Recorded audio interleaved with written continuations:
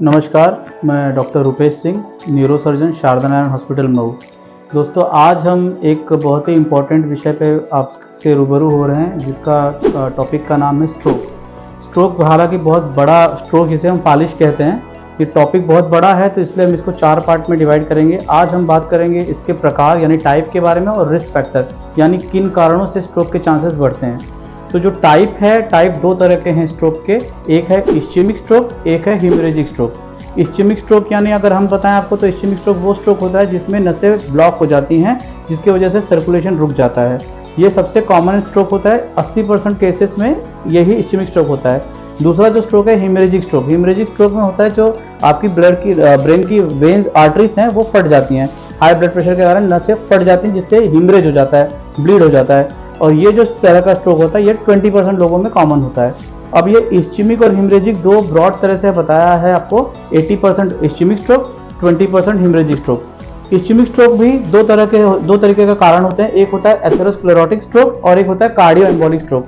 Atherosclerotic यानी हमारी नसों में जो एथेरोस्क्लेरोसिस यानी जिसको हम कहते हैं कि चर्बी की गांठ जम जाती है, जिसके वजह से बहुत सारे फैक्टर्स होते हैं, हाई कोलेस्ट्रॉल, डायबिटीज, इन सब चीज़ों की वजह से नसों के अंदर एक चर्बी की लेयर बनती है, जिससे धीरे धीरे करके नस सूख जाती है।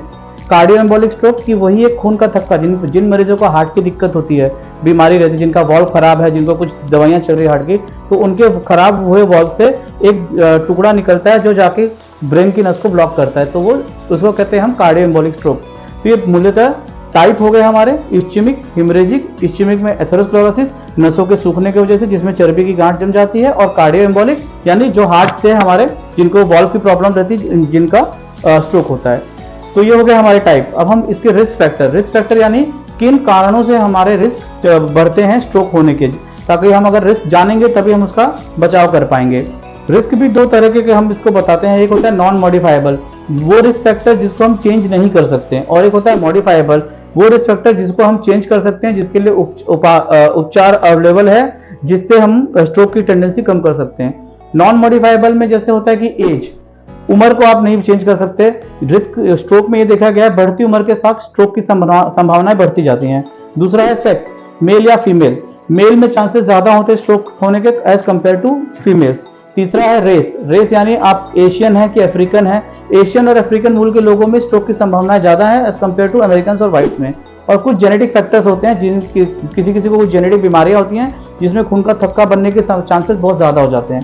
तो ये नॉन मॉडिफाइबल है, हम इनमें से कुछ भी नहीं बदल सकते। हम ना हम अपना जेनेटिक्स बदल सकते हैं, ना हम अपना सेक्स बदल सकते हैं, ना हम अपना रेस बदल सकते हैं, ना हम अपने उम्र को बढ़ने से रोक सकते हैं।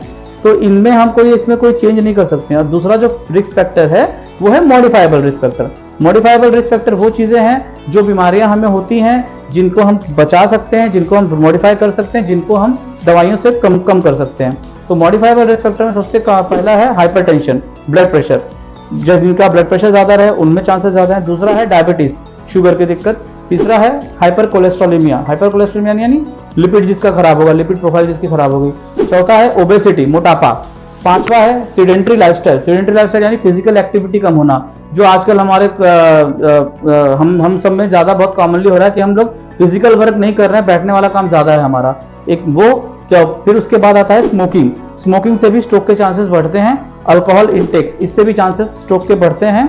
और कार्डियक डिजीज, जैसे मैंने आपको बताया कि हार्ट की कोई प्रॉब्लम रहेगी तो उससे भी स्ट्रोक के चांसेस बढ़ते हैं। तो ये जो मॉडिफाइबल रिस्क फैक्टर हैं, इनमें हम चीजें कंट्रोल कर सकते हैं। यानी अगर हम फिजिकल एक्टिविटी अपनी बढ़ा लें, हम अपना शुगर ना होने दें, शुगर अगर बीपी है तो हम उसको दवाइयों से कंट्रोल कर लें, स्मोकिंग ना करें, अल्कोहल इंटेक ना करें, खान पान का ऐसा ध्यान दें जिससे हमें ओबेसिटी ना हो और हमें इसकी वजह से कोलेस्ट्रॉल गड़बड़ ना हो और हम स्ट्रोक की संभावना को रोक सकें। तो मूलतः ये मॉडिफाइबल और नॉन मॉडिफाइबल 2 पार्ट में डिवाइड किया है। अगले सीरीज में हम आपसे इसके लक्षण के बारे में बात करेंगे, सिम्टम्स के बारे में बात करेंगे, और हमें इसमें इनिशियल क्या ट्रीटमेंट देनी है उस बारे में बात करेंगे। धन्यवाद।